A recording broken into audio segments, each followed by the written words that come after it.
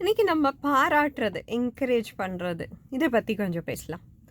நம்ம வழக்கமாக எல்லாரும் நீங்கள் பார்த்தீங்கன்னா, குழந்தைங்க டாஸ்க் முடிச்சுட்டாங்க அப்படின்னா, வாவ் சூப்பர் ஏ அப்படின்னு சொல்லி அவங்கள பாராட்டுவோம், அவங்கள என்கரேஜ் பண்ணுவோம். அப்போ தான் அவங்க திருப்பி செய்வாங்க அப்படிங்கிற எண்ணத்தில் நம்ம அது பண்ணுறோம். ஸோ சில விஷயங்கள் நீங்கள் இதை பற்றி ஞாபகம் வச்சுக்க வேண்டியது. ஒன், திருப்பியும் அதே பாராட்டு, அதே என்கரேஜ்மெண்ட் கொடுக்காதீங்க. ஸோ நிறைய வாட்டி பார்த்தீங்கன்னா, நீ பண்ணேன்னா நான் சாக்லேட் கொடுப்பேன் அப்படிங்கிறது. பட் சாக்லேட் கொடுக்கறது ரொம்ப சின்ன துண்டமாக இருக்கணும். ஏன்? இன்னும் நிறையா சாப்பிட்டுட்டாங்க, நிறையா கொடுத்துட்டிங்கன்னா திகட்டி போயிடும். ஸோ அப்போ அந்த பசங்க அதை செய்ய மாட்டாங்க.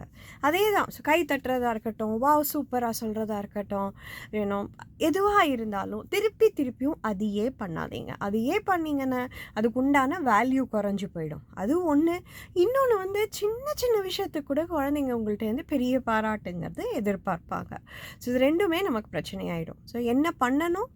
ஃபர்ஸ்ட், வாரத்துக்கு வாரம் எவ்ரி 2-3 டேஸ் உங்களோட ரீஎன்ஃபோர்ஸஸ் என்கரேஜ்மெண்ட்டுக்கு நீங்கள் கொடுக்குற விஷயத்த சேஞ்ச் பண்ணிகிட்டே இருங்க. ஸோ சப்போஸ் இன்றைக்கி இந்த வாரம் கைத்தட்டுறது வச்சுருந்தீங்கன்னா, அடுத்த வாரம் கிச்சி மூட்டுறதா இருக்கலாம், தலையை தொட விடுவாங்கன்னா தலையை கொதி விடுறதா இருக்கலாம், சேர்ந்து விளையாடுறதா இருக்கலாம். ஸோ இந்த மாதிரி கொஞ்சம் அதை சேஞ்ச் பண்ணிகிட்டே இருங்க. நெக்ஸ்ட், இப்போ நீங்கள் ஒரு ஆக்டிவிட்டியை கொடுக்குறீங்க, ஒரு டாஸ்க்கை கொடுக்குறீங்க அப்படின்னா, படிப்படியாக அவங்க அதை முடிக்கும் போது உங்களோட என்கரேஜ்மெண்ட்டும் அதுக்கு தந்தாப்பில் மாறணும். ஸோ ஃபஸ்ட்டு ஸ்டெப்பை தான் முடிச்சிருக்காங்கன்னா, தட்ஸ் நைஸ், சூப்பராக பண்ணியிருக்கியே அப்படிங்கிறது. ஸோ அடுத்தது ஸ்டெப்பு முடிச்சிட்டாங்கன்னா, வாவ்டா திஸ் இஸ் ஸோ குட் அப்படிங்கிறது. ஸோ உங்களோட பாராட்டும் ஜாஸ்தி ஆகணும்.